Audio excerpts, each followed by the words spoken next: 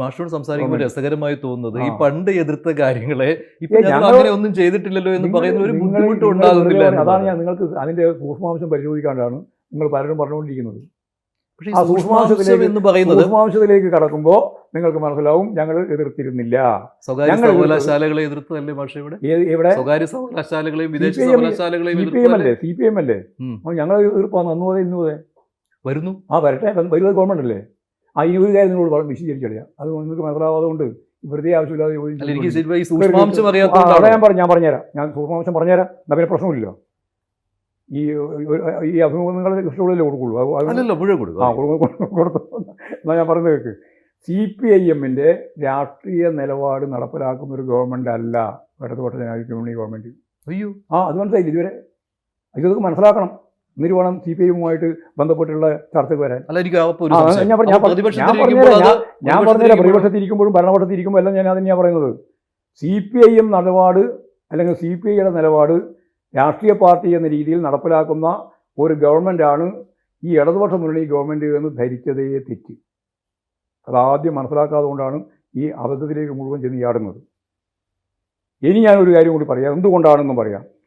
Indian ഭരണകൂടം എന്ന് പറയുന്നത് യഥാർത്ഥത്തിൽ കുത്തക മുതലാളിത്തത്തിൻ്റെയും ഭൂപ്രഭുത്വത്തിൻ്റെയും സാമ്രാജ്യത്തിൻ്റെയും താല്പര്യം സംരക്ഷിക്കുന്ന ഭരണകൂടമാണ്. ഇപ്പോഴാണെങ്കിൽ ഹിന്ദുത്വ അജണ്ടയാണ്, അമിതാധികാര വാഴ്ചയാണ്. അതാണ് ഇന്ത്യ കൈകാര്യം ചെയ്യുന്ന ഒരു മുഖമുദ്ര. ഇതാ ഭരണകൂടം. ഈ ഭരണകൂടത്തിൽ ലെജിസ്ലേച്ചറിൽ ഭൂരിപക്ഷം കിട്ടിയതുകൊണ്ട് അസംബ്ലിയിൽ ഭൂരിപക്ഷം ഉണ്ടെന്നുള്ളതുകൊണ്ട് government രൂപീകരിച്ചിരിക്കുകയാണ്.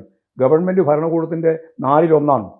Executive, judiciary, legislature, fourth estate നിങ്ങൾ ഉൾപ്പെടെ ഈ 4 എണ്ണം ഉണ്ട്. ഈ 4 എണ്ണത്തിൽ ഞങ്ങൾക്ക് ഭൂരിപക്ഷം എവിടെയുള്ളത്? ഫോർത്ത് എസ്റ്റേറ്റില്ല. നിങ്ങൾക്ക് ഉൾപ്പെടെയുള്ള ഫോർത്ത് എസ്റ്റേറ്റിൽ ഞങ്ങൾക്ക് ഭൂരിപക്ഷം ഉണ്ടാവും. ആൾക്കാരുണ്ടല്ലോ. ഉണ്ട്. അത് പക്ഷേ ഭൂരിപക്ഷം ഞാൻ ചോദിച്ച ചോദ്യം കൃത്യമായി നോക്കണം. ഞങ്ങൾക്ക് ഭൂരിപക്ഷം ഉണ്ടോ? ഞങ്ങൾ വളരെ ന്യൂനപക്ഷമാണ്. ഇനി ജുഡീഷ്യറിയിൽ ഞങ്ങൾക്ക് ഭൂരിപക്ഷം ഉണ്ടോ? ഇല്ല. എക്സിക്യൂട്ടീവിൽ ഭൂരിപക്ഷം ഉണ്ടോ? ഇല്ല. അല്ല, ജുഡീഷ്യറിയിൽ ഇന്നയാൾക്ക് ഭൂരിപക്ഷം ഉണ്ടോ? എന്തേ നോക്കാൻ പറ്റാതെ വർഗ്ഗപരമാണല്ലോ. അവരെ നിലപാട് സ്വീകരിക്കുന്നത് എന്ത് അടിസ്ഥാനത്തിലാ? അത് മനസ്സിലായില്ലേ? അവരവരുടെ രാഷ്ട്രീയം ഉണ്ടാവും. വർഗ്ഗപരമായ നിലപാടാണ് സ്വീകരിക്കുന്നത്. ഏതാ കാണിക്കാതിരിക്കുന്നത്? അയോധ്യത്തെ കേസിലാ കാണിക്കാതിരുന്നത്?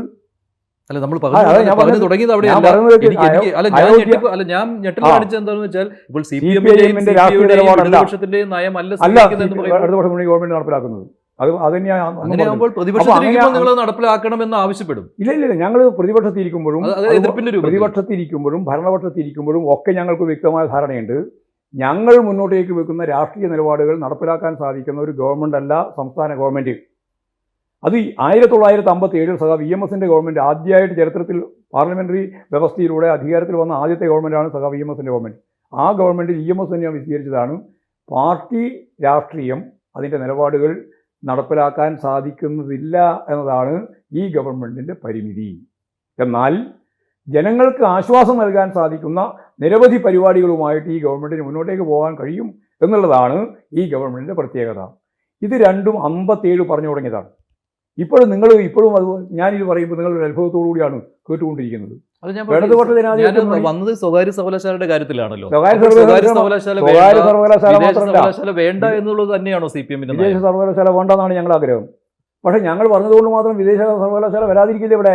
കാരണം സംസ്ഥാന ഗവൺമെൻറ്റിൻ്റെ ഒരു സീറ്റും ഇല്ലാണ്ട് ഇവിടെ കേന്ദ്ര ഗവൺമെൻറ് തന്നെ തീരുമാനത്തിന് അടിസ്ഥാനപ്പെടുത്തിയിട്ട് പുതിയ യൂണിവേഴ്സിറ്റി ഉണ്ടാവാം. പുതിയ യൂണിവേഴ്സിറ്റിയെ പോലെ തന്നെയുള്ള യൂണിവേഴ്സിറ്റി ഇപ്പോൾ കേരളത്തിൽ പ്രവർത്തിക്കുന്നുണ്ടല്ലോ. അപ്പോൾ മാഷ എന്തിനാ അപ്പോൾ 2002-2003 കാലഘട്ടത്തിലൊക്കെ AK ആന്റണി സർക്കാരിന്റെ കാലത്ത് സ്വാശ്രയ കോളേജുകളെ സ്വാശ്രയ കോളേജ് AK ആന്റണി തന്നെ പറഞ്ഞല്ലോ. ഹയർ സെക്കൻഡറി സ്കൂൾ ഉൾപ്പെടെ +2 ഉൾപ്പെടെ വന്നപ്പോൾ എന്താ പറഞ്ഞിരുന്നത്? 2 +2 സ്വാശ്രയ കോളേജ് അല്ലേ? അതല്ലേ പറഞ്ഞത്? സ്വാശ്രയ കോളേജ് 2 സ്വാശ്രയ കോളേജുകൾ സമം ഒരു സർക്കാർ കോളേജ് എന്നല്ലേ? എന്നിട്ട് എന്താ ചെയ്ത്? അതായോ? ആന്റണി പറഞ്ഞല്ലോ അബദ്ധ പറ്റിപ്പോയതെന്ന്. ഞങ്ങൾ അതാ ഉദ്ദേശിച്ചത്. കരാറിലാക്കാനൊന്നും പറ്റിയില്ല. പിന്നീട് ഓരോ വർഷം തോറും ഫീസ് കൂട്ടി തന്നെ വന്നു. തുടർന്നു വന്നു. വിദ്യാഭ്യാസ മന്ത്രി സമയത്ത് ഒരു സ്വാശ്രയ നിയമം കൊണ്ടുവന്നു. പക്ഷേ അതിനെ കോടതി നിരാകരിച്ചു. സ്വാശ്രയം ആരംഭിച്ചു കഴിഞ്ഞാൽ പിന്നെ സ്വാശ്രയം വേണ്ടാന്ന് വേണം മുമ്പോട്ടേക്ക് പോകാൻ പറ്റില്ലല്ലോ. അതല്ലേ ഞാൻ പറഞ്ഞത്, പരിമിതി അതാണ്. തല്ലേണ്ട ആവശ്യമില്ലായിരുന്നു. അതേ നയമാണ് ഇപ്പോൾ നടപ്പിലാക്കുന്നത്. ഞങ്ങൾ തല്ലുന്നതിനൊന്നും അന്നും യോജിച്ചില്ല, ഇന്ന് യോജിപ്പില്ല. ഞങ്ങൾക്ക് തല്ലേണ്ട കാര്യമൊന്നുമില്ല. ഞങ്ങൾ നിലപാടുകൾ മുന്നോട്ടേക്ക് വെക്കുകയാണ്. നിലപാടുകൾ ചിലത് ഞങ്ങളുടെ നിലപാട് തന്നെ ഞങ്ങൾക്ക് നടപ്പിലാക്കാനാവാത്ത സാഹചര്യം വരുന്നുണ്ട്. അത് കേന്ദ്ര ഗവൺമെൻറ്റിൻ്റെ സമീപനത്തിൻ്റെ ഭാഗമായിട്ട് ഞാൻ പറഞ്ഞ പോലെ യൂണിവേഴ്സിറ്റി നിങ്ങൾ ആരും ഷീറ്റിലാണെന്ന് യൂണിവേഴ്സിറ്റി വരുന്നു. ഇനി കുറച്ച് കഴിയുമ്പോൾ ഈ പറയുന്ന പോലെ വിദേശ സർവകലാശാല വരുന്നു. അതൊക്കെ വരുമ്പോൾ നമ്മുടെ പരിധിക്കകത്ത് നിന്നുകൊണ്ട് എത്രത്തോളം ജനങ്ങൾക്ക് അനുകൂലമായ കാര്യങ്ങൾ കൈകാര്യം ചെയ്യാൻ സാധിക്കുമെന്നുള്ളത് കൂടി വെച്ചുകൊണ്ടാണ് ഇപ്പോൾ സ്വകാര്യ യൂണിവേഴ്സിറ്റിയിലേക്ക് നമ്മൾ പോയത്. കാരണം സംവരണം ഉൾപ്പെടെയുള്ള കാര്യം, അതുപോലെ തന്നെ കേരളത്തിന്റെ പ്രത്യേക റിസർവേഷൻ. അതായത് CPM-ന്റെ നയമല്ല ഈ സ്വകാര്യ സർവകലാശാലകൾ, വിദേശ സർവകലാശാലകൾ അല്ലേ? പക്ഷെ അത് നടപ്പിലാക്കാൻ അത് നിർബന്ധിക്കപ്പെടുകയാണ് ചെയ്യുന്നത്. അതുകൊണ്ട് എതിർപ്പില്ല. അത്രയേ ഉള്ളൂ.